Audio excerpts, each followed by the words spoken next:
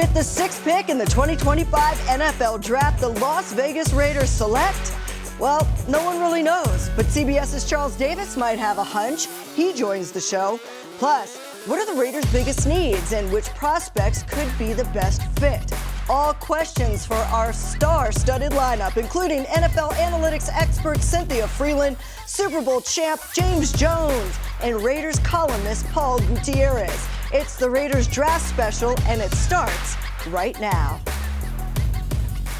We are getting close. Welcome into the Raiders Draft Special, everybody. I'm Amber Theoharis. The Raiders, they have a new feel, a new minority owner in Tom Brady, a new GM in John Spytek, and a new coach in Pete Carroll, who actually is an old hand at winning the Super Bowl. Plus, there's a new quarterback and Pro Bowler Geno Smith. Even Max Crosby, the star player, has a new deal. And this week, the Raiders will have 9 new draft picks, starting with number 6 overall. So which direction will they go? Well, over the next hour, some of the top draft analysts in the country give us their predictions, starting with my good friend. You can catch him on CBS. He'll be covering the draft for NFL Network, all 7 rounds. Charles Davis, so good to see you, Charles. How are you? I'm doing great, Amber. It's good to see you again, and thanks for having me on. Well, it's exciting this time of year, and nobody does it better than you. Can't wait to see you and Daniel Jeremiah up on that stage. In your latest mock draft that's out now, by the way, everybody check it out on NFL.com. You have the Raiders taking Boise State's Ashton Jeanty, and most people do, at the number 6 pick. What will he bring to Chip Kelly's system? Why do you like Ashton Jeanty? Well, I mean, every adjective I'm sure has been used by now, Amber, and I wish I had a few more words to be more eloquent about him. But when you think about everything he can do with the ball in his hands and when the ball's not in his hands, meaning he can draw attention away from other people to give them a chance to shine as well because of the threat he provides, that gives you a chance to control the football on offense, control the ball game, and tilt things in your favor, in your balance. Well, you mentioned the new head coach, Pete Carroll. That has worked quite well for him in most of his stops. When you think about when he was at the top of his game, whether it was at USC or in Seattle where he won a Super Bowl and played for another one, he had a dynamic running attack. Always had those guys who could move the chains on the ground, take care of the football, and then allow the passing game to flourish off of the play action. That's what Ashton Jeanty gives you right off the top. That threat that you have to recognize and you have to respect on the defensive side of the ball, that would be dynamic for them to start. And guess what? If it's right into what Pete Carroll likes to do as a head coach, I know he's added new tricks, all right? He may be a quote-unquote old dog, but he doesn't stay static. But there are certain things that are near and dear to every coach's heart. I think running the football, being physical, playing great defense will always be a staple of what Pete Carroll does. And hey, it's been fun to watch the resurrection of the running back position. We saw it kind of slide in priority for so many years. Now with Geno Smith under center now for the Raiders, if they do get Ashton Jeanty, do you expect him to also make a big impact in the passing game? And we saw Geno Smith with kind of those short passes, and we know that Jeanty's a versatile back. Yeah, there's no doubt about it, because being able to catch the football out of the backfield, being able to run routes in one-on-one situations, being that extra receiver is a big part of what we're asking running backs to do in the NFL now. Very rarely are we going to have a lead running back who does not have some proficiency at catching the football. All right. Derrick Henry may be used more in the screen game than anything else. But don't be surprised when he catches a swing pass and then all of a sudden you see the look of terror in the eyes of the defensive backs, like, oh no, he's got a 10-yard run up, I got to go deal with it. That's what he can provide as well. But I think with Jeanty, he'll provide a little bit more than that. He'll be that guy who can run those wheel routes out of the backfield, one-on-ones or little 5-yard outs, those Texas routes that everybody loves to talk about, the Texas and the China routes where they cut inside and make the catches and go. That's what you're looking for. He may not be the primary guy, but he's also not someone you can sleep on coming out of the backfield. Well, in addition to the Raiders, the Bears and the Cowboys both brought him in for their top 30 visits. You kind of have your finger on the pulse of maybe some trades or the intention of some of these teams to move up or down. Do you think there's a possibility that Chicago or Dallas could try to trade with Jacksonville to jump ahead of the Raiders at 5? Because he did visit with them. Yeah, Amber, there's no doubt in my mind that if these teams are that interested in Ashton Jeanty, that they will at least have an exploratory phone call with the people in Jacksonville. Now, here's the kicker to the whole thing. The people in Jacksonville may very well have their intent on taking Ashton Jeanty. This is a brand new regime again in Jacksonville, right? You've been in this business a long time, Amber. How many times have you said a new regime in Jacksonville gets started? Many. It feels like it's often, right? Yes. Many times you've done that. Yeah. Well, guess what? We're back here again, right? Brand new GM and James Gladstone, brand new head coach and Liam Cohen, right? Shad Khan still owns the team, but he's had to make that change in his leadership spots multiple times. What did Liam Cohen do in his 1 year in Tampa Bay as the offensive coordinator? He ran the football with a rookie. Ran the football with a rookie running back named Bucky Irving, who was a 4th-round pick. But remember, Rashad White was there as well. So they split time until Bucky firmly took the ball and ran with it. See what I did there? Uh-huh. Now, Liam Cohen, when he was at Kentucky as an offensive coordinator, what did they do? Ran the football behind that big offensive line, the big blue wall, as they like to call it. He's going to want to do that as well. Brand new head coach, big splash, get things started. Oh, by the way, they've got to find a way to get Trevor Lawrence going, their quarterback. We saw flashes, but 2 years ago, we started to think, hey, he's starting to get there. It kind of trailed off in those last 2 seasons. Guess what? One more shot at this thing with a brand new head coach. Sometimes that dynamic running back really helps take pressure off the quarterback. So if you're making those phone calls to Jacksonville, that might be a different response than you may want, because Jacksonville may very well be excited about keeping him themselves. Yeah, they might not just roll over. Let's talk about another hot name in the draft. We got to talk about quarterback. Cam Ward won't be there at number 6. Shedeur Sanders might be. I want to get your opinion on that. Do you, number one, think he could still be there at 6? And if he is there at 6, do you see the Raiders taking him? Amber, I'm so glad you asked that question, because for a while I was starting to think that maybe I was really out to lunch on this whole thing, because I've posited this a number of times with different people. And after a while, I started to think, am I really wrong? Because I'm not seeing it a heck of a lot of places. Every now and then you hear a mention. But it makes so much sense to me that if the Raiders are thinking about, look, we've got Geno Smith, who we love, we trust. Our head coach really wanted this guy. He's here. But there is a line of succession. It gives you a chance. And could maybe the best quarterback in the draft, because there are people who have Shedeur Sanders rated ahead of Cam Ward. I know the consensus is Ward 1, Sanders 2, but there are people like Sanders better. Yeah, that's a possibility. And let's go through it very quickly. Let's say we're going to go Ward 1 to Tennessee. We feel like that kind of is locked down unless there's some crazy trade that comes up. And I don't know about you, but I don't see them having the King's ransom that's going to get that done. 2, Cleveland. We've talked about Shedeur Sanders going there from the time this draft started at 2. They are a quarterback-needy team. Feels like that talk is cooled. 3, New York Giants. Joe Schoen, their GM. I don't think any GM has done more work on quarterbacks this year than Joe Schoen did in the offseason, and he may very well pay taxes in Colorado right now with the time he spent watching Shedeur and practicing at games. Still, there's a lot of chatter, as you know, Amber, coming out of New York that, hey, we've signed 2 quarterbacks. We're not going to force the quarterback decision. So let's say that that's cooled. Well, we know the Raiders took at 6 Geno Smith. The Jets at 7 end up taking Justin Fields in free agency. You got to get to 9 with New Orleans, which seems really needy right now with Derek Carr being hurt. But there's always surprises in the first round. Shedeur Sanders to the Raiders makes a lot of sense, right? Didn't he have a 30 visit there? Yeah, I believe he did. Well, also Tom Brady, he kind of grew up with Tom Brady. He was a mentor to him as well. So I'm with you. I think it's more realistic than people think, because you have to remember, if Cleveland and New York are going to pass on, or if they're going to take Shedeur, they're passing on Travis Hunter and Abdul Carter. I mean, 2 generational type of players. That's a hard thing to do. You have to really love Shedeur. So that's why I think Shedeur could fall down to that 5, where the Patriots don't need somebody at 4. The Jacksonville doesn't need somebody at 5. And it'd be very interesting to see John Spytek is the new general manager. Pete Carroll's the head coach. The rest of the Raiders brain trust. What is their flavor at that point? And what could really get interesting, Amber, what if Jeanty does go off the board at 5? That's Jacksonville. This thing probably comes even more into focus than what you and I are talking about now. So we shall see. I like we're on the same page. We're on the same page. Great minds think alike with that one.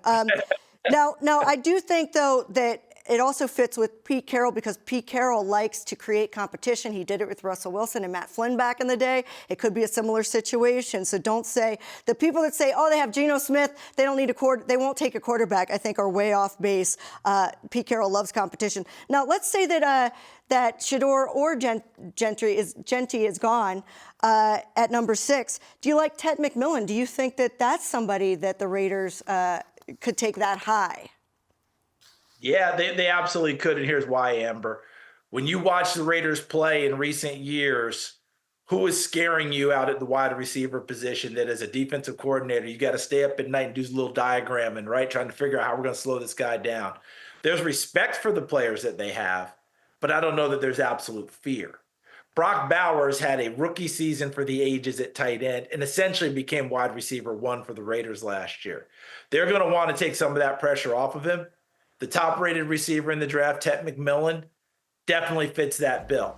And this whole idea of when you're grabbing guys, is it too high? Well, I don't know if I like him at 7, but at 6, but I really love him at 12. That doesn't make any sense. If you like a guy, you like a guy. You better take him and go get him. But that helps jumpstart their offense in a big way. And in a sense, Ted McMillan becomes DK Metcalf, who Geno Smith was throwing to last year. Yeah, you got to like that height advantage as well, especially for those 50-50 balls. Could you see a situation where the Raiders actually trade back from number 6? They have a lot of holes to fill. I mean, I've talked to other people. I always say the running back is kind of like a final position to me when you got a really good line. It's one of the last things. You got a good quarterback, then you got a good running back. They still need a lot of different positions filled because could there be more value in giving up that 6th pick? Well, there definitely could be. My only question mark on that, of course, is who needs to come up and get someone? Who feels like it? And you mentioned sometimes those players are the pieces that finalize things for you as a franchise, right? Not necessarily the piece that gets you started or an additional piece. Who has to come up and get someone? Is there someone who might be interested in a quarterback at that point? Meaning Shedeur might still be on the board and someone's really interested in coming up to make sure he doesn't get snatched by someone else. If that's the case, I think the Raiders would be happy to listen and add additional draft picks and additional bodies. This is one of those drafts, Amber, where I think a lot of teams are talking about. Any chance of me moving down on this one? It's true. And most teams are saying, and most teams are going, no, because for the most part, the guy you're going to get at a certain number in the first round is going to be very similar to the guy in the 2nd, 3rd, maybe even 4th round. So that's going to be a little bit different for people this year. But to your point, don't think for a second John Spytek won't have that phone ready and available, and he will hear every ring. Yeah, and I bet the Saints are the first ones calling, trying to get up there to get a quarterback. So like to go from 6 to 9 is not that big of a drop. As you said, the talent doesn't fall off that much. No, it makes perfect sense. I think the biggest one, because we always end up talking quarterbacks first about who's going to come up and get the quarterback. I'm glad you introduced the idea that maybe someone comes up to get the runner. Right? Chicago, Dallas, do they come up and do that? But in this situation, if we're talking about the quarterback, all right, Pittsburgh we know is extremely quarterback needy. All right, 21 to 6, that's a heck of a jump. And that is not something we've seen Pittsburgh do. That's a lot. They're going to have to give up a lot. John Spytek's going to say, give me your firstborn and what else are you going to give me other than that? So, all right, let's talk a little bit about the defense. The Raiders definitely have some needs on defense, especially at corner. Which defensive players do you think that the Raiders could go defense at number 6? And who could it be? If they go defense at 6, I think they go big. Amber, I think that, is Mason Graham still sitting there, the big defensive tackle from Michigan? Because if so, that's one of the guys that I think a lot of us kind of mocked along the way, right? I think that you looked at it and said, well, if they wanted to go here, this is a great spot to go. Get him there next to Christian Wilkes. Let's see how we play, right? Again, how did Pete Carroll win ball games? By being stout on defense, all levels, right? Mason Graham may be the highest rated guy sitting there. Could he be the one you go after and go get? Edge rusher to give a compliment to Max Crosby? We'll see, because I know that they like Malcolm Kuntz coming back off of injury. So let's see if that really plays into it, where you'd go that high to get an edge rusher. Who knows at that point? But could you say defender at 6? Absolutely, depending on how this board falls, because there's always surprises. There's always someone going, whoa, what just happened to that pick? And then we have to take off and adjust at that point. Coming up, who would we draft? Well, we're going to let you know. It's a mock draft with me and Charles Davis next. Which automaker employs the most hourly workers in the country? Ford. Which automaker assembles the most vehicles in the country? Ford. That's not a coincidence. It's a commitment. A commitment Ford dealers share by offering employee pricing across a full lineup of Ford vehicles. Now get employee pricing available across a full lineup of Ford trucks and SUVs. Employee pricing, you pay what we pay. Only from your local Ford dealer.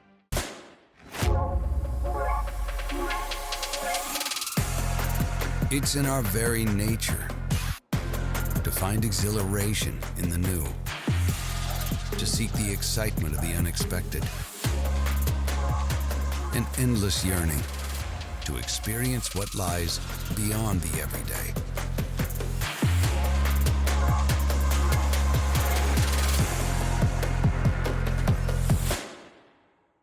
Every year, millions fly with us at Allegiant because together, we go places. We see old friends and try new things. We laugh. We really like to laugh. And reconnect. We remember. And we wander, which leads to wonder. From how we go to where we go to what we do when we get there, we go further together.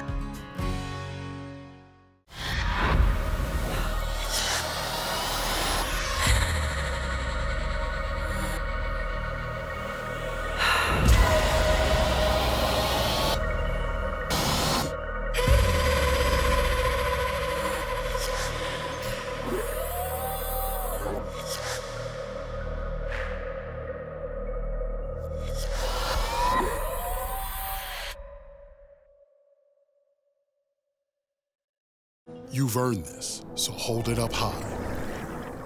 You put on the biggest event of the year, every single weekend, surviving the strongest storms, meeting chaos with composure. You roll up your sleeves to roll out the red carpet, because the end of the night for you is the beginning of the rest of their lives. You are a fighter, and this is your reward. Modelo, the mark of a fighter. I hope everything goes as planned, so you never end up here. Or here. I'm injured. We don't know nothing about any of this process. But when life throws you its worst, you need the best. I know we couldn't have gotten a better law firm.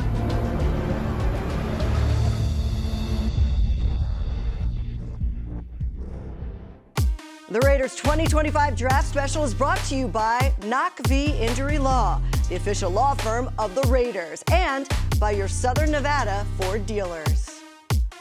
How about past day one? The Raiders have 8 picks. Where do you see them going as far as positions? What positions do you think they'll be targeting? Where will they try to find some depth as well, not just starters? So I think it's a draft where the wide receivers, it's much more of a depth draft than it is a draft where we're going, oh my goodness, look who's playing wide receiver, which sounds funny because almost every year we're going crazy for the receivers, right?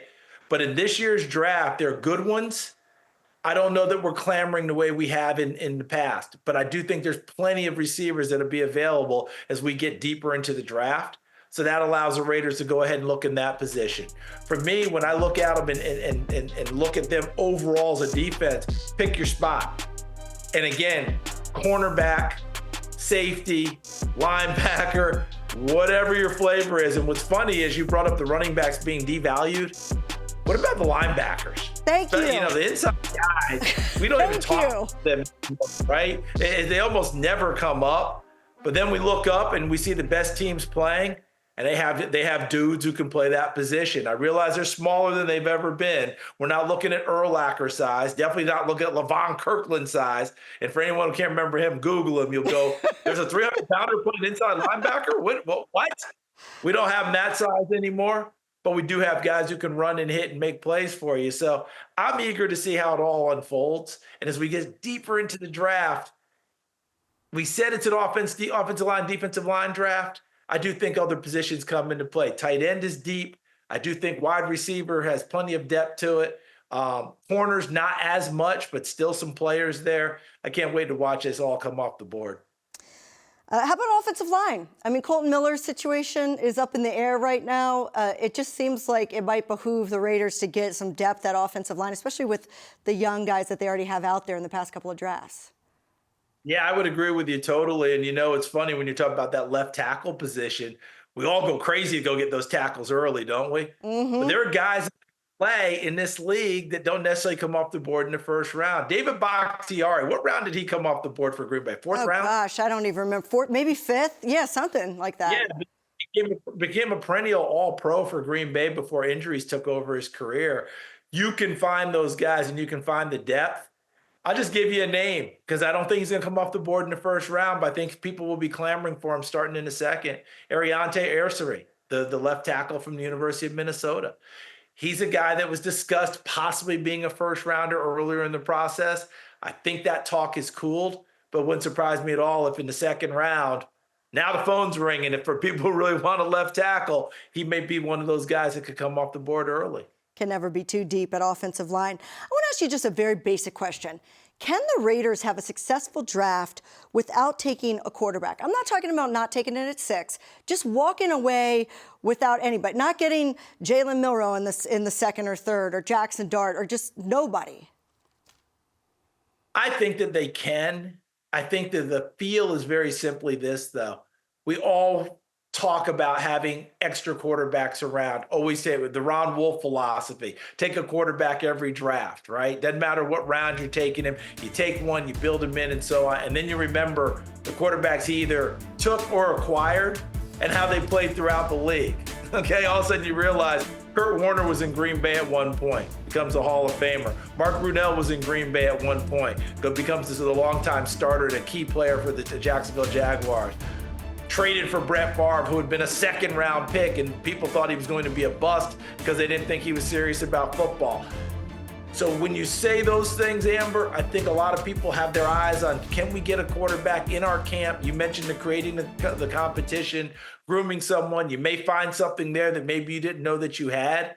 But can you have a successful draft without one? I think so, because this year's quarterback crop is not one, again, that we are all going bonkers on. The weird part about this is it feels a lot like the Kenny Pickett year, where Kenny Pickett went first in the first round. We kept waiting for Malik Willis's name. We kept waiting for Desmond Ritter's name. Both of them went in the third round. Yeah. And neither has really made its mark so far. Could we have another one of those years? Because we're talking Jackson Dart, right? You mentioned him. You mentioned Milroe, Tyler Shuck coming out of Louisville now. All of them have their charms. How many of them will get into the first round? Is Shedeur a lock in the first round?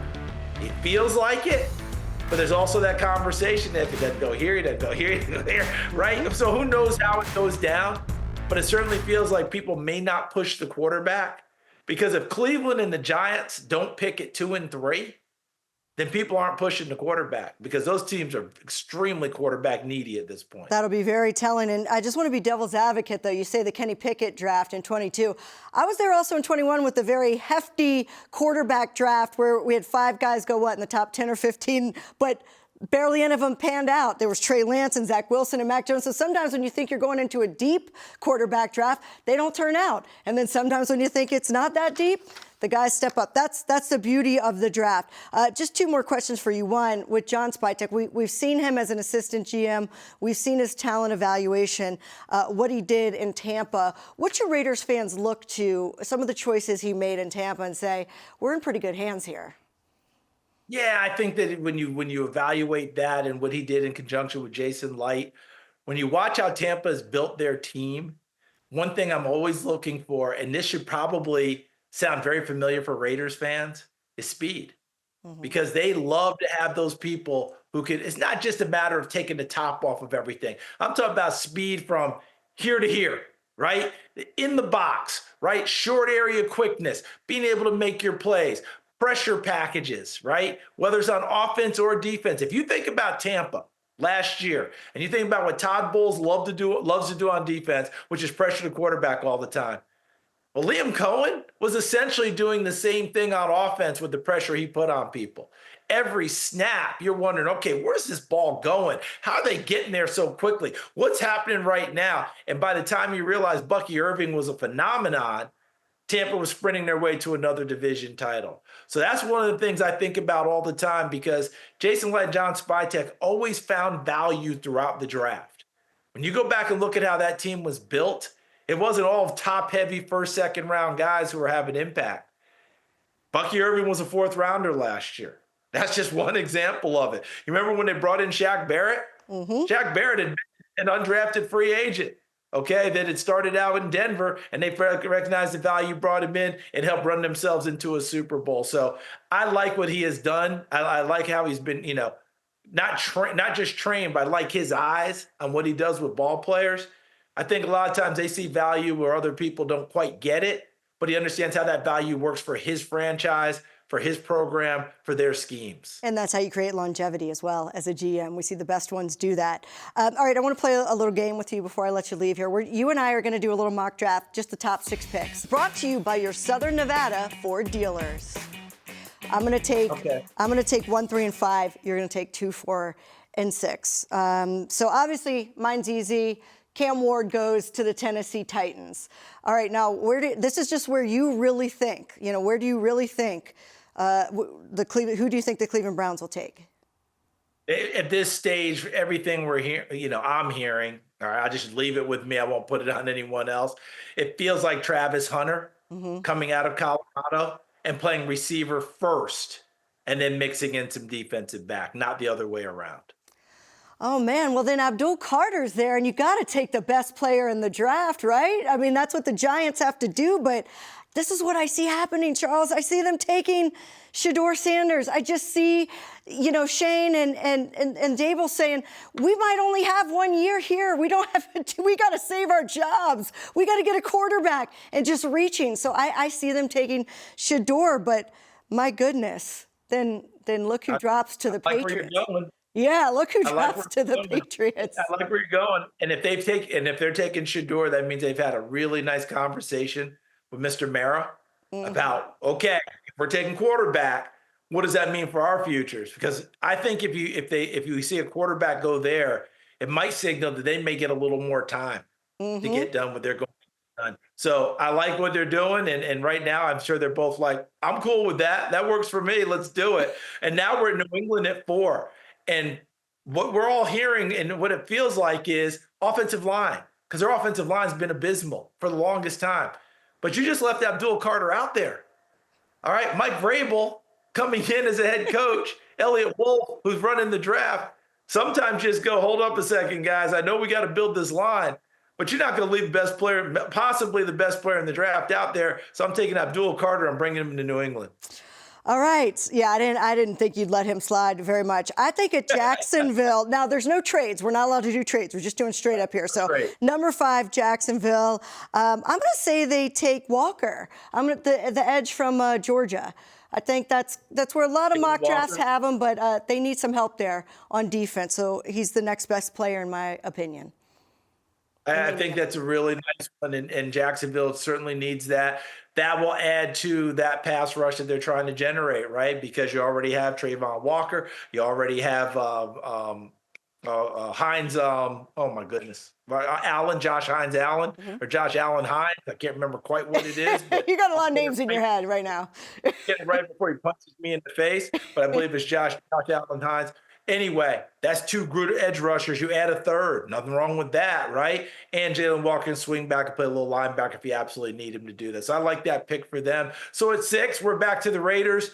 And do I go chalk and just go Genty? I do think they have a big conversation. Do they take a defender here? Is there a possibility? But I think you got to go get Genty and then just build around him. I always think back to the Falcons when they took Matt Ryan and they were supposed to take Glenn Dorsey. And then they've already brought in Michael the Burner Turner out of San Diego from the Chargers as their free agent running back. They went back into the first round to get the left tackle they needed to make it all work, and that was Sam Baker. and that team went 11-5 and went to the playoffs.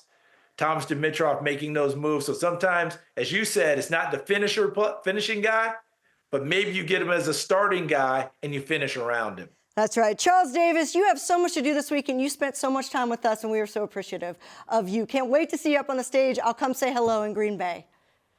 Can't wait to see you, Amber. Thanks for having me on, and all the best. And always look forward to getting to Las Vegas and seeing the Raiders. That's right. We're looking forward to it as well. It's a new feel here in Vegas, Charles. All right.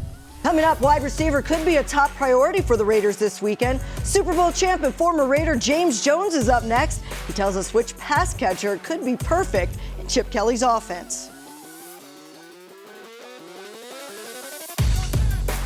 Every year, millions fly with us at Allegiant because together, we go places. We see old friends and try new things. We laugh. We really like to laugh. And reconnect. We remember. And we wander, which leads to wonder. From how we go to where we go to what we do when we get there, we go further together.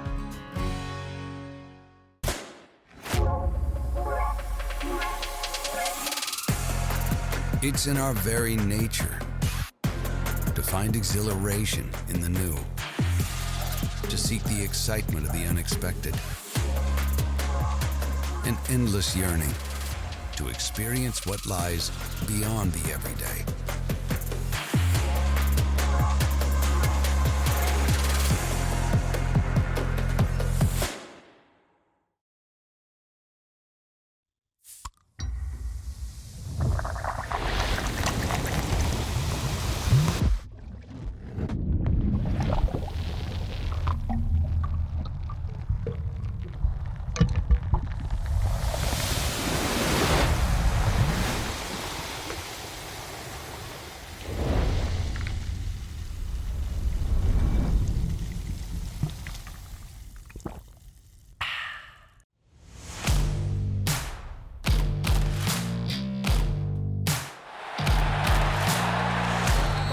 They end up bringing 6.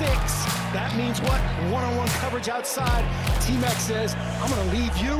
Baskerville, I'm going to make you miss.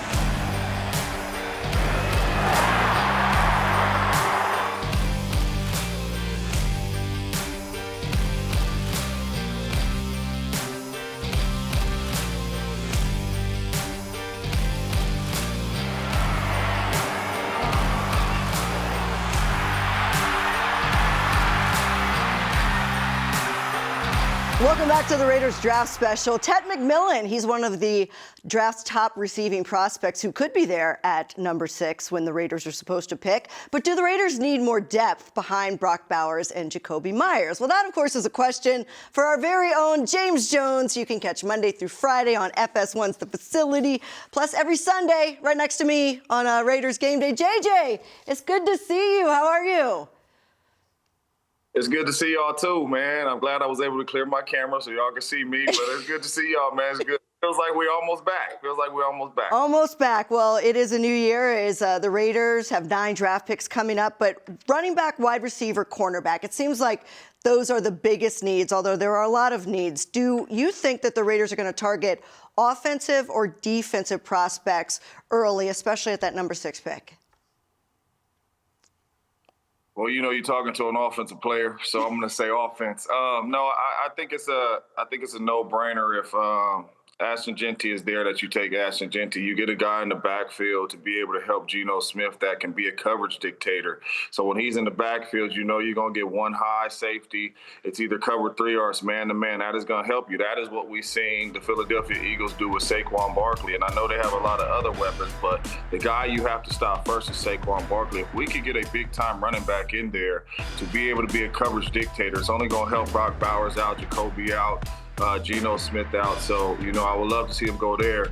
And then if he's gone and you have to go get a guy like T-Mac, we call him T-Mac around here, man. I've been around T-Mac for a little bit now. I actually was supposed to work him out someday soon here. But really good dude, big play dude. Like, you need a guy that when you have tight coverage, you can throw the ball up to and he can go make the play. And that's T-Mac. Yeah, he's 6'4", 219 pounds, so tall and lanky, that type of a receiver. And you're talking about Ted McMillan, by the way, T-Mac. That's what people are learning. Yeah, we call him T-Mac. Well, so you obviously think that taking a wide receiver that high would be good for the Raiders, or are you just saying that could be best player available? I think it's both. I think it's best player available, and I think it's a need for your football team, right? You have Jacoby, right? We lost Devontae last year. You need another big-time number 2. Well, I even will start with Brock. Brock's your number 1. You have Jacoby. You need another big-time playmaker. If not, it is very easily to double a tight end. A tight end works the middle of the field 80% of the time. It's easy to put safety up over the top, linebacker, a big-time other safety over you to double-team you. So you need other guys to free him up as well. So I think it's a need, and I think it's going to be best player available. T-Mac is special. His range is ridiculous. He can run. I think he's a faster football player than he is a 40-yard dash. I don't even worry about the 40-yard dash because we done seen dudes run 4.2 and be weak in the NFL. So T-Mac is one of those guys that can play really, really fast. But not only that, just the 50-50 and the range that he has, I think it'll help Geno Smith out big time. On the other side of the ball, is there a defensive player that you really like in this draft that you could see the Raiders going with? The only defender that I can see the Raiders going with, really getting that, really having that high of a pick, I would go secondary. I would go corner. I think this is a really tough, a really good cornerback class. You know, I really love the cornerback out of Michigan, but who knows if those dudes is going to be there around that time. But I would go corner. We are in a passing league, right? We got to be able to cover the pass. We got Max Crosby to get after the passer, but we have to get some dudes out there that can really, truly cover and not zone coverage. Lock up, man-to-man, 3rd down and 5. Let's go. I got you wherever you go to Costco, I go to Costco. You go to the Wynn Hotel, I go to the Wynn Hotel. We need dudes like that can cover. So. I like that. I think it's going to get interesting if the Raiders do take a quarterback. If Shador is there, or they end up taking him at number 6. Okay, why are you shaking your head? You don't think he'll be there, or you don't want them to take him? We shouldn't even be thinking about quarterback. We shouldn't even be thinking about quarterback. You got Geno Smith locked up for a couple years. Go build the roster. Go build the roster, and I think that is what Pete Carroll is going to do. Pete Carroll is phenomenal at building rosters, and he starts not with the quarterback, with the roster. He started with Russell Wilson and built a phenomenal roster around him. Russell Wilson turned out to be a really good quarterback, but he has a good quarterback in Geno Smith. Let's build the roster. If you're going to go defense, get a defensive player that's walking out there right now at training camp able to help us win. If it's offense, it's T-Mac, it's Ashton Jeanty. Get a guy out there right now that could go help you win. I don't believe the Raiders are far off with a lot of pieces. If you can hit in the draft, you give yourself a chance, especially if you got a good quarterback like Geno. All right, so you don't think they need to leave this draft with the quarterback of the future or any quarterback. So if they leave the draft, the Raiders leave the draft with no quarterback, you're okay with that, even in the later rounds? Even if, you get somebody like a Ewers or you get Jackson Dartis sitting there, 2nd, 3rd round, you would pass? Okay, well, now we got action. Now we got action. Okay. Now, if we get into those 2nd and 3rd rounds, and let's say a Jackson Dart or somebody like that is available, I think you have to take him. But I will not be mad as a Raiders fan if we walked out of this draft without a quarterback. We have Geno Smith. I would not be mad if we walked out of the draft without a quarterback. But if somebody falls into your lap in the 2nd or 3rd round that you had a high grade on that can come in there and be able to learn under Geno, I absolutely would take him. But my mindset, if I'm in the draft room, war room of the Raiders, we are building this team. We're not worried about a quarterback. We got our quarterback, and we paid our quarterback. All right, so let's start building this team around him. That's what I would do. Yeah, but this is Pete Carroll that paid his quarterback and then took a guy named Russell Wilson in the 3rd round, created competition and picked Russell Wilson to start, and a guy that went on to win the Super Bowl with him. So sometimes it might work out if you take one of those guys later, especially if you take like a Ted McMillan. Think about this. If you take a Ted McMillan in the 1st round, hypothetically, and then you have one of those quarterbacks available in the second or third round. You were there for the Brett Favre to Aaron Rodgers transition, and then what the Packers did at that time was they drafted you and a bunch of other really good receivers in the first through third rounds over a couple of years. Isn't it important to have your young quarterback with those young receivers? So if you have Ted McMillan, Brock Bowers, Jacoby Myers, don't you kind of need a young guy to grow with them the way Aaron Rodgers did with you? No, I agree. And that would be a smart plan if it felt like that for the Raiders. I mean, Pete Carroll was truly blessed. He must have been living really, really right, because he was truly blessed to get Russell Wilson in the third round, and you just paid Matt Flynn a whole lot of money, but you get Russell Wilson in the third round, who turned out to be a, all-pro, Pro Bowl player. But yes, I agree with you, Amber. If you get T-Mac in the first round and you're able to get a Jackson Dart or somebody like that may have slid in the second or third round, you absolutely do it, and you can pair them guys for the future. Even if Geno plays well for 2 years, you have a quarterback that you're developing that you can prepare with T-Mac and a bunch of other weapons out there for the future. So if it falls like that for the Raiders, God is good, and I hope it does. But if not, if Jackson Dart somehow goes in the first round and, Shador somehow goes in the first round, because we know a lot of these teams will jump up and just take the quarterbacks just because they need them, not necessarily the value of the quarterback, and they're gone, you build this football team. But if one of those dudes slide, which I do think it is possible, one of those dudes slide into the second round, and if they're right there for the Raiders, I would take them and pair them. JJ, we all know you're a great offensive mind. I keep saying one day I see you as an offensive coordinator in this league. So let's go to Chip Kelly and what we can predict that he's going to do. We've seen him in the pros. We've seen him in college. We kind of know what a Chip Kelly offense looks like. What type of receiver or running back or skill position players really fit well into what you think Chip Kelly is going to try to do, especially knowing that Geno Smith is the quarterback?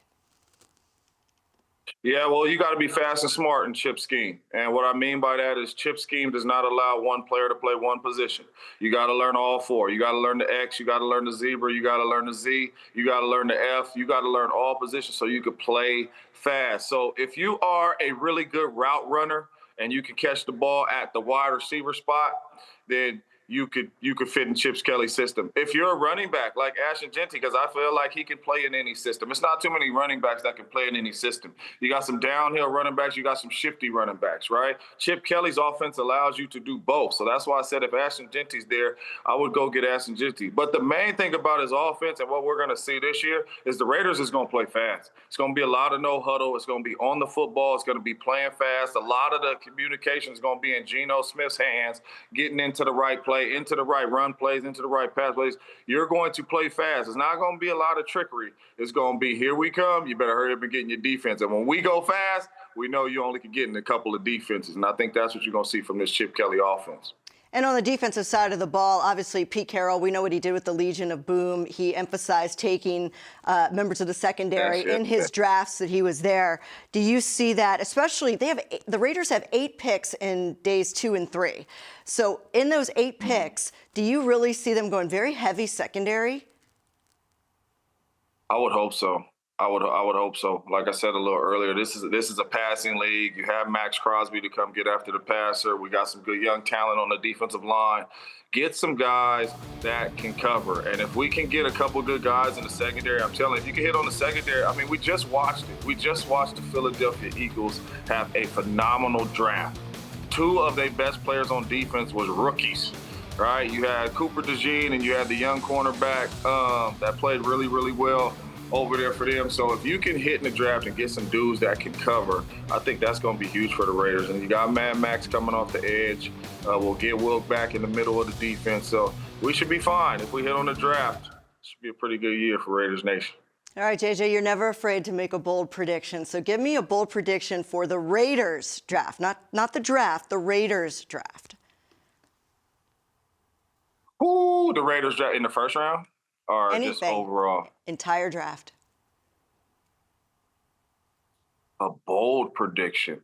I don't think the Raiders is going to trade back up and try to do anything crazy. I am going to say a bold prediction. Gosh, Amber always put me on the spot. I have one. If Ashton Jeanty isn't there, I don't know if this is bold because I think it could really happen. I think they trade down out of that spot and as you say, really build the roster, get a bunch of picks. Because you can get a lot of players a little further down. And those Saints are going to be calling a number. Ooh, you want number 9? We need number 6. When them Saints come marching in, I mean, to be honest with you, that is very bold, because you're gonna have to give up a lot to come up there and get that pick from the Raiders, and that means if you are the Saints, you really, really love somebody. My bold prediction will be the Raiders take Ashton Jeanty, all right, and then you get into later rounds and they trade back up there and they get a big-time receiver. All right, I like it. James Jones, I know you're not feeling well. Thanks for spending a little time with us. We appreciate it. We'll see you at the draft. You're going to be at the draft, right? You're going back to Green Bay. I will be there acting a fool. Have fun, James. Always good to see you. Feel better. Coming up next, she makes draft predictions for a living based on algorithms and equations. So what do the numbers say? NFL media Cynthia Frelund is next, and I'm sure she has percentages to the decimal. Every year, millions fly with us at Allegiant because together, we go places. We see old friends and try new things. We laugh.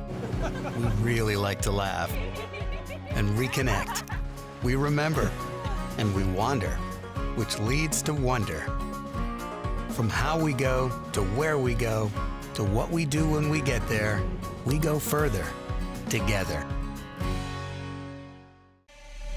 Welcome to the new house of Silver and Black, Jack. Boyd Gaming is now a proud partner of your Las Vegas Raiders. And there's one motto: just win, baby. It's the perfect place to kick off a great time. Because with Boyd, every day is game day. So bring your friends, have some fun. But we always bet on black. The Boyd family of casinos, where the Raiders wanna be. Which automaker employs the most hourly workers in the country? Ford. Which automaker assembles the most vehicles in the country? Ford. That's not a coincidence. It's a commitment. A commitment Ford dealers share by offering employee pricing across a full lineup of Ford vehicles. Now get employee pricing available across a full lineup of Ford trucks and SUVs. Employee pricing, you pay what we pay. Only from your local Ford dealer.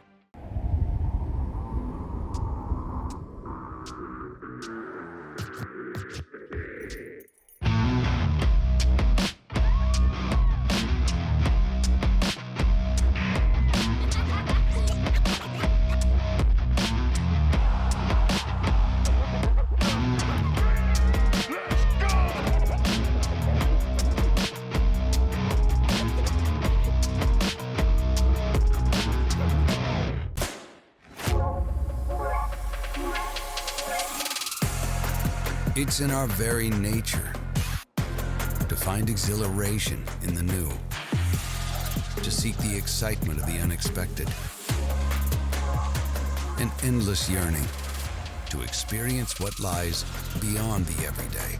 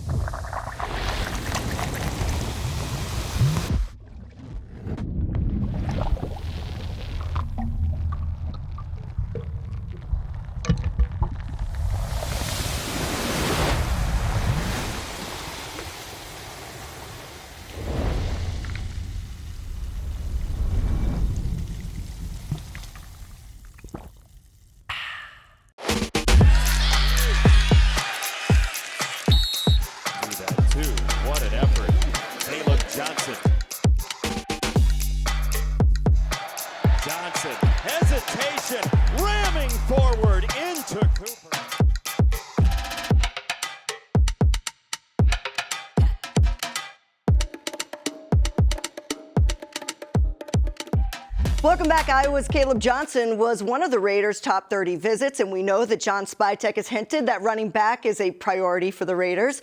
But where will he go? Well, that's one of the many predictions we are going to ask NFL media analytics expert Cynthia Frelund, good friend of the show. And Cynthia, always good to see you in the Raiders gear. I love that. We see you all over the national media, but rocking and repping the Raiders today. And I got to ask you, there's so much talk about Ashton Jeanty to the Raiders, but do you think he is going to be available with your predictions at number 6?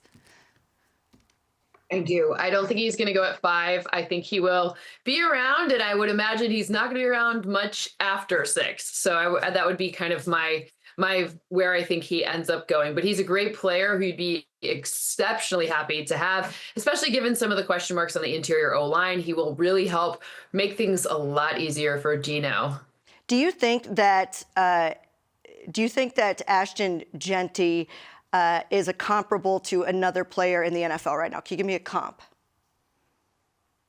Well, look, it's hard to give. So me and comps, I always feel like this little asterisk there, because you don't ever have like the comps to, like you give these lofty comps because you don't want to give one that seems medium, but like he has a style that's like LT light. Like, you know, obviously that's a very, very, very, we worked with him, LaDainian Tomlinson, and, you know, that's a very lofty comparison.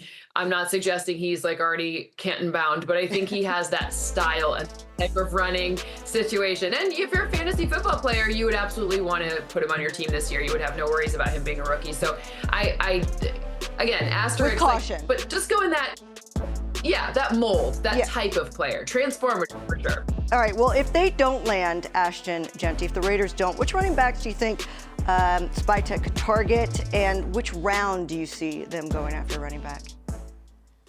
This is a really deep running back class. I love, like, there's after a while with every class, it becomes a little bit more flavor like. So I do think that, you know, you talk about Caleb Johnson, you talk about any of those guys from Ohio State, they could be there in the second round as well. So if you liked a Quinshon Judkins, who I know has tons of fans around the league, and even Travion Henderson, I think that those guys will be available in the second round as well. So I don't think it's going to be something where, like, no one should freak out if they don't get a running back in the first round. They will still find a lot of value in subsequent rounds. I think it's just now, like, how does this team want to construct the culture of, you know, what is this new regime going to say, like, these are our fundamental values, these are our principles, and that's what they have to construct the team around. And it's also not like a regular year where there's, you know, last year we were really spoiled with tons of not just quarterbacks, but also really strong wide receiver class. This isn't as strong in either of those two positions. So, and you don't need tight end.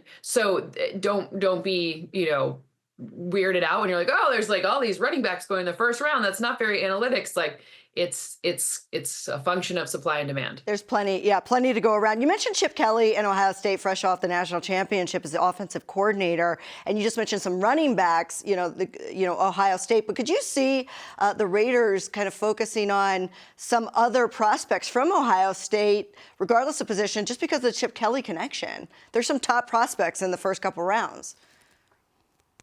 Well, if you think about it this year compared to even most years, we're seeing the confluence of NIL, the COVID years, and the transfer portal all in one, right? And so some of these guys, like, you know, Tyler Shuck from Louisville, the quarterbacks, like, he played with Justin Herbert, mind blown, at Oregon a billion years ago. So you're seeing like this confluence of players, which means it's harder to get accurate scouting reports, which means if you have a guy like Chip Kelly who has one-on-one relationships with the O-linemen, for example, things of that nature, and he knows exactly what they're able to learn and how, it just shortens the learning curve between entering the NFL and being an effective player in the NFL, especially for the guys who aren't necessarily first-round draft picks. So I think it's a huge advantage, especially from a program like Ohio State, where you have just, I mean, the number of Ohio State kids is crazy. Like, it's really only Big Ten and SEC anymore. And when I say Big Ten, I mean like 3 or 4 schools in the Big Ten and then 3 or 4 schools in the SEC. Yeah, Power 2 conferences, it seems like it's becoming. And you mentioned the offensive linemen out of Ohio State. Josh Simmons, Donovan Jackson both have a first to second for Jackson round grade. Do you think that the Raiders need to focus on offensive line? Colton Miller's situation is unknown at this point. Yes, unless there's really only two teams in the entire league that maybe can get away with not focusing on the O-line, those two being the Eagles and the Lions, so no one anywhere near you. But ultimately, you're playing in the AFC West, and that is not an easy division, and it is specifically not great. This is a Patrick Mahomes isn't going anywhere. Justin Herbert's not going anywhere. The Broncos have now made the playoffs with Bo Nix, so it's not getting easier here. So start with the trenches. You already have Max Crosby as the anchor of the defense. There's a lot of smart things going on in the defense. Like, give the O-line, just give the quarterback a chance, because I think this coaching staff can make magic happen. You just need to help him. Trenches are huge. Even though we saw Geno be good under a bunch of pressure last year up in Seattle, don't make the man run for his life. What scenario, Cynthia, do you think the Raiders move out of 6? In what scenario could you see them saying, you know what, we're either going to go up or we're going to go down? If something happens and there's this like run on tight ends, like for example, like, the Penn State tight end, Tyler Warren, you guys don't need to really worry about this because you got, the best one there already. Yeah. But ultimately, if he goes higher than people expect, or, if it kind of goes chalk to begin with, so, Cam Ward, Travis Hunter, Abdul Carter, and then something strange happens, like we see a bunch of, maybe defensive ends already, there's a run on defensive end, and you could say we'd trade back just a little bit. Maybe a Pittsburgh wants to come up for a quarter, something where I don't think up, but I think down is possible. Yeah, I said the same thing. All right, finish this question for me, or finish this statement, I should say. The Raiders draft will be successful if... They get day 2 right. Yep, Day everybody 2 is focuses on number 1. Day 2 is a lot of picks. I think day 2, it's a lot of picks. And it's also where the glut in this draft is, right? Like, these may not be guys who are all pros for 17 years. Okay, I'm being dramatic, but these are the guys who are playing the majority of the snaps on your team and need to be not just role players, but difference makers in the system that Pete Carroll wants to run. So day 1, okay, obviously everyone would like to be right with their first round pick, sure. But get day 2 right, then you get a number of players in your system that are better than average. That's where you change things fast if you're a Raider. All right, well, Cynthia, we always appreciate your analysis. And if the Raiders do take a corner at number 6 in the first round, just remember you heard it here first from Cynthia Frelund and me as well, because I could see that happening. Cynthia, thanks a lot. We appreciate it. Happy draft. I'll see you in Green Bay. Thanks for having me. Ahead on the Raiders draft special, the Raiders went best player available in 2024, and boy, did Brock Bowers pan out. But what will the approach be this year? Could they draft for need?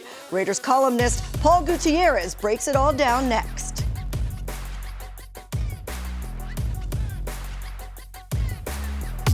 This segment of the Raiders 2025 draft special has been brought to you by Karma Automotive, official luxury electric vehicle of the Las Vegas Raiders.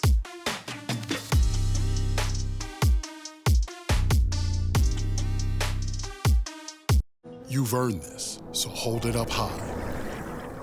You put on the biggest event of the year every single weekend, surviving the strongest storms, meeting chaos with composure. You roll up your sleeves to roll out the red carpet, because the end of the night for you is the beginning of the rest of their lives. You are a fighter, and this is your reward. Modelo, the mark of a fighter. Welcome to the new house of Silver and Black, Jack. Boyd Gaming is now a proud partner of your Las Vegas Raiders. And there's one motto: just win, baby. It's the perfect place to kick off a great time. Because with Boyd, every day is game day. So bring your friends, have some fun. But we always bet on black. The Boyd family of casinos, where the Raiders want to be. Every year, millions fly with us at Allegiant because together, we go places. We see old friends and try new things. We laugh. We really like to laugh. And reconnect. We remember. And we wander, which leads to wonder. From how we go to where we go to what we do when we get there, we go further together. I hope everything goes as planned, so you never end up here. Or here. I'm injured. We don't know nothing about any of this process. But when life throws you its worst, you need the best. I know we couldn't have gotten a better law firm.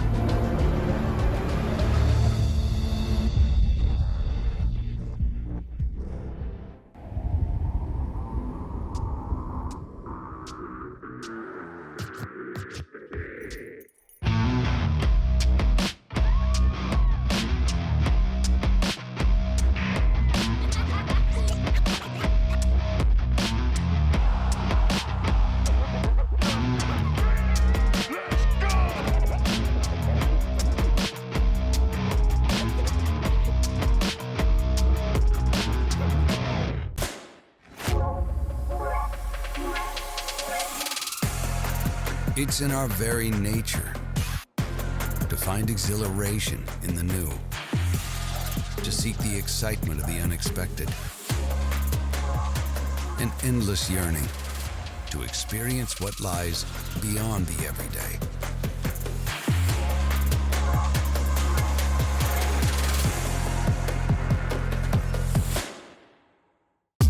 The Raiders 2025 Draft Special has been brought to you by Knock v. Injury Law, the official law firm of the Raiders, and by your Southern Nevada Ford dealers. Now in his 21st season covering the silver and black, we say hello to Paul Gutierrez, who is now on the dark side. Welcome, Paul. Congrats on your announcement that you are joining the Raiders. Good to have you with us as a columnist. Yep. Yeah, thanks, Amber. It's kind of a mind-blowing kind of a thing here for me. It's a team that I grew up watching. You know, you had to kind of put that fandom to the side when you're covering them, and you kind of still have to at this point too, because you're covering the team, but you're covering the team for the team. So yes, I'm a member of the dark side. That's why I wore the darker sweater here today for us, anyways. But it's the beginning of a new year, beginning of a new generation. You got a new minority owner, Tom Brady. You got a new GM, John Spytek, new head coach, Pete Carroll, and you know, myself, I'm a very small guppy in this big ocean here of Raider Nation, but I'm glad to be joining as well. Well, we're excited to have you, and you've covered so many different Raiders drafts, NFL drafts, and as you know, every GM kind of has a draft philosophy. You've got the best player available guys, the stick to your board guys. You got the draft for need guys. What do you think John Spytek's philosophies will be? Yeah, that's really the big $1 million question coming in this draft, because we don't have a track record for him, right? He's never been in this seat before. He's never done this. I asked him the other day about paying his dues over a couple of decades, and he corrected me. He said, only 2 decades. I'm like, well, decade, you know, whatever, it's plural.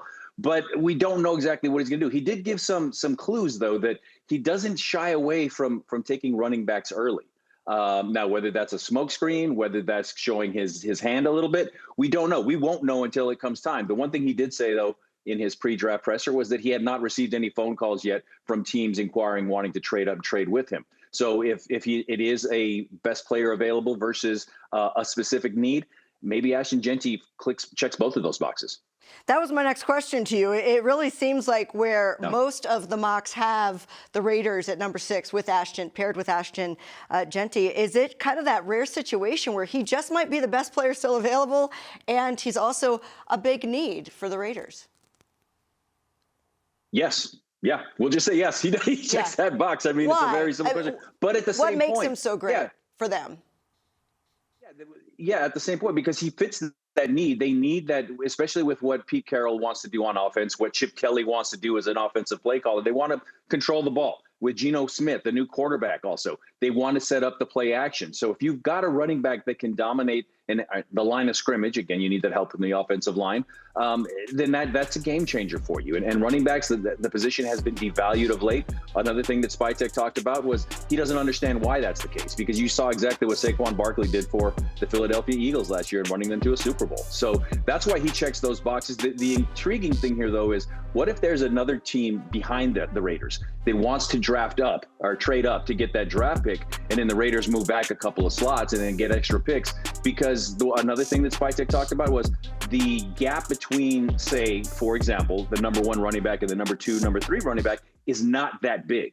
If it was a bigger, wider gap, then you might say, okay, we got to take that guy at that spot. But if you think that the guys are kind of similar there, then you're okay trading back. So again, a lot of words to say yes.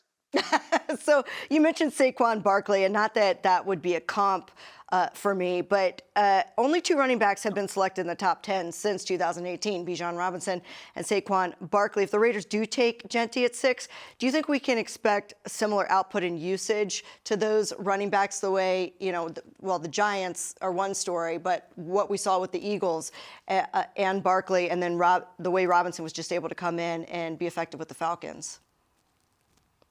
Well, what you really need to do at that point, and this is something that I would do and I would encourage everybody to do, right, is to dig into Chip Kelly's tape of his past few years, whether he was at Ohio State, UCLA, or even more probably better when he was in the NFL, just to see exactly how he used his running backs. And then also see what Pete Carroll did. Pete Carroll had a pretty good running back in Seattle when he was winning the Super Bowl, in a former Raider as well in beast mode, Marshawn Lynch. Again, there's not really a comp that I would put for Ashton Genty. I kind of see a little bit of MJD there, but kind of more powerful, faster than MJD. But he does control the ball. He does control the line of scrimmage. The one thing that I would like to see more of, though, and there's not a lot of tape on it, is him actually being a receiver. He did catch a lot of passes at Boise State. And as a UNLV alum, I watched a lot of Rebel football last year, and they kept him in check per se. But a lot of his pass catching was out in the flat where they were just kind of dumping the ball off to him. I like to see him more involved down the field, catching balls that way as well. And I'm kind of digressing here, but with Genty being 5'8.5", you mentioned MJD. I worked with him very closely at NFL. Yep. And I can remember having a conversation with, at the time, Willie McGinnis, who was a great linebacker. And I said, who was one of the toughest running backs to tackle? And he said, it's actually that guy sitting right next to us here on this desk, MJD, because he's so low to the ground. And we have these big, tall linebackers. It's hard to get down. And so I think that's what makes Genty so difficult to tackle, and why he could be such an asset is kind of the shortness. Is an asset. And you talk about Pete Carroll, you talk about his running backs. His teams also have great secondaries, right? With the Legion of Boom, went to the Super Bowl twice. So do you think he will influence Spytek and the team to draft more secondary players, especially, in that second round? Oh, absolutely. And if it's not the second, then it's the third round. It's the fourth round. It's the fifth round. They have all these picks where they're rebuilding this roster. So you're going to see exactly a vision working. They're doing a collab, right? As the kids say, they're working on a collab. It's Pete Carroll and John Spytek with a little bit of spice from Tom Brady, with Mark Davis, sitting in the back of the room, kind of saying, okay, let's do this, that, and the other. Yes, I do believe we're going to see that. You're not going to try to completely recreate the Legion of Boom, but you're going to see some flavors of that. You're going to see some things there, and they need to, really, because the defense needs an overhaul. It needs an infusion of players as well. So look for big, fast, athletic cornerbacks in the draft. But then again, I think 31 other teams would like that as well. Everybody's looking for that. How telling will the 6th pick, how much will you be watching that 6th pick to really try to gauge what the Raiders' plans will be for the remainder of the draft? Well, that's where it all starts, especially for this new regime. And it seems, it's kind of an annual thing here with the draft. It's always the beginning of the year, so to speak. Last year, like I said earlier, we don't have a track record here to kind of predict and make an educated guess on what John Spytek's going to do, or even what he wants to do, because he hasn't been in this position before. But even last year, with the former regime, I was one of the people in the media room with my hands on my forehead going, why are they drafting a tight end? They already have a second-round tight end. I was wrong. A lot of people were wrong because they used that pick. And this regime should thank the previous regime for getting them a first team all-pro tight end. It's not only that, but also a building block going forward. So yes, whoever they pick at 6, or if they trade back, that's going to tell the tale of what the rest of the draft, not only the draft, but what the offseason and what the plans are for this coming season are. Let's talk about the Raiders' offensive line. It's kind of a storyline that's going under the radar, but with the Colton Miller situation up in the air right now, do you really think that the Raiders are going to be looking to draft someone for the future to help establish that young core of O-linemen next to JPJ and DJ Glaze? They have to. They literally have to, because you need to get those tackles in there. You need to get those guards in there. They were active a little bit in free agency on the offensive line, especially on the interior. But with the Colton Miller situation, he's getting a little older. And again, the one thing to get panicky fans to kind of relax a little bit, this is the voluntary portion of it. And yet we do know what's going on contract-wise here as well. So there's always an opportunity here to add bodies. And that, again, is one of the things. If Spytek and Pete Carroll see that the gap between the top 2 tackles and the 3rd and 4th tackle is not that wide, then maybe that's what they do. Maybe there is that opportunity to trade back, and then you get additional picks, and then you get some offensive linemen, cornerbacks that way, what we just talked about. So they definitely have to. There's needs all over the place. And then I go back to this, Amber. I know I'm kind of talking a little bit here, but I go back to a conversation I had with Tom Flores many, many moons ago, where he said, look, if you're drafting in the top 10, you don't have that luxury of drafting for either specific need or best player available, because if you're in the top 10, you've got needs all over the field. So go get the best player you possibly can. And you saw that's what the Raiders did last year with Brock Bowers. And the Raiders need some starters. I mean, we've barely even spoken about linebacker in this show. With Robert Spillane gone, Divine Diablo gone, do you see linebacker being a priority? I mean, nobody's talking about it. Has to be, because that's the quarterback of the defense, right? I mean, I think we know who's going to wear the green dot or what they're going to do out there. So, yeah, I mean, it's funny. We could just kind of check all the boxes and see, okay, who are somebody that they can. Now, I don't think they're going to get a linebacker at number 6. No. I don't think they'll even look at a linebacker in the second round. It's probably a day 3 heavy and getting a lot more picks, trading back, getting more picks, and feeding the roster that way. So, yeah, I mean, you're absolutely right. The defense. The biggest thing that they have going for them on the defensive side of the ball, obviously, is Max Crosby, getting him back, and Christian Wilkins being healthy. But also under the radar here is Patrick Graham coming back as the defensive coordinator and the play caller. So there's some continuity there that they can work with. Now, if you add some bodies to that and everybody buys into this system, whether it's the resurrection of Legion of Boom 2.0 or just, hey, Max Crosby and the fellas, that's what they need to do on draft day, is just keep adding bodies and guys that check the box per what John Spytek is talking about heading into the draft. And I'm looking forward to seeing Jacorian Bennett healthy as well on that defense. So there are pieces. There just needs to be more, as you say. All right, I'm going to put you on the spot here. Is there a bold prediction that you have for the Raiders draft? Or don't be surprised if you see blank. Yeah, you know what? My bold prediction is that they're going to sit tight and they're going to draft Ashton Jeanty at 6, because that's what they should do, right? Yeah. But in years of covering this draft and covering different teams, you see a lot of teams overthink it. My bold prediction is they will not overthink it, and they'll just take Ashton Jeanty, who checks the box as best player available and fills a specific need. That's my bold prediction, and it's not that sexy, but Isn't that something, though? Just the thought of that, just doing what you're kind of supposed to do. I mean, who would have thought of that? So many GMs do overthink it. Paul Gutierrez, we thank you so much for being here with us, and again, glad to have you here on our side with the Raiders team. Looking forward to this season. Amber, thanks for having me. Coming up next, we'll look back at what the Raiders did the last time they had the 6th overall pick in the draft.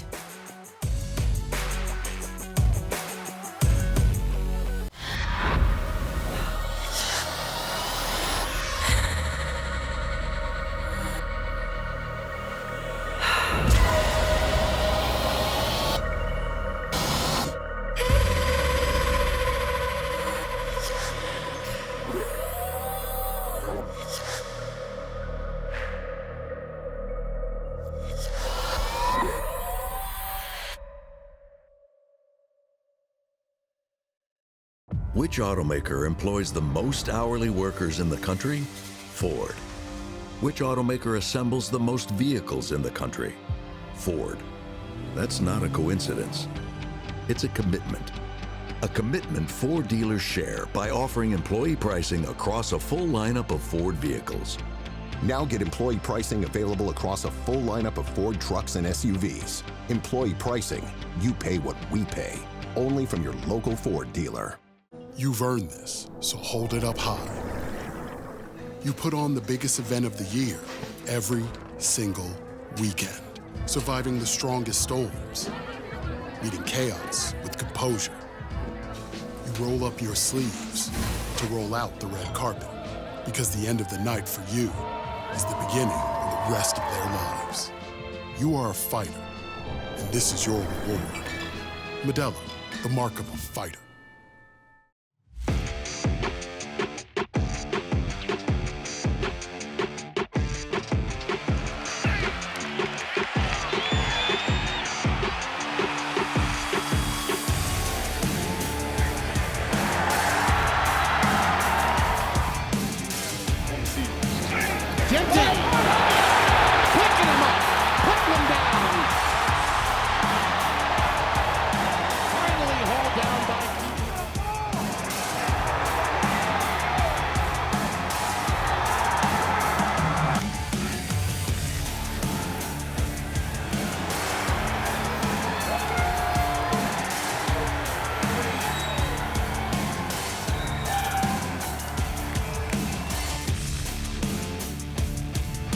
lot of mock drafts have Ashton Jeanty going at number 6 to the Raiders. And the last time the Silver and Black had the 6th pick back in the 1988 NFL draft, they found a franchise player who would end up in the Hall of Fame. Here's legendary Raiders wide receiver Tim Brown's My Draft Story. Tim Brown, Heisman Trophy winner in '87 at Notre Dame. To be drafted by the Raiders, it was the best thing that could have happened to me.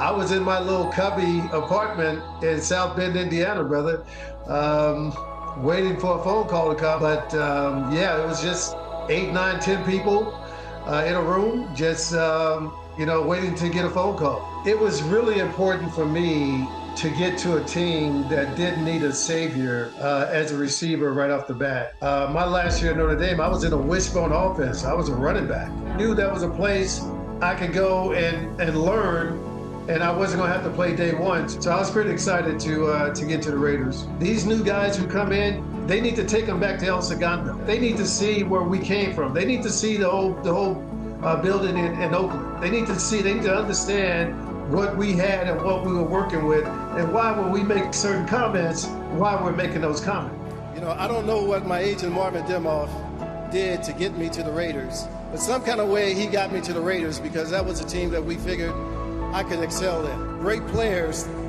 allow their fans to remember their great plays. The great players remember the plays that they did make. And that was something that stuck with me my whole career. That'll do it for us. Be sure to tune in to our Raiders official YouTube page, as well as all Raiders outlets for live updates on the 2025 NFL Draft, kicking off this Thursday at 5 o'clock Pacific. Enjoy the draft, everyone.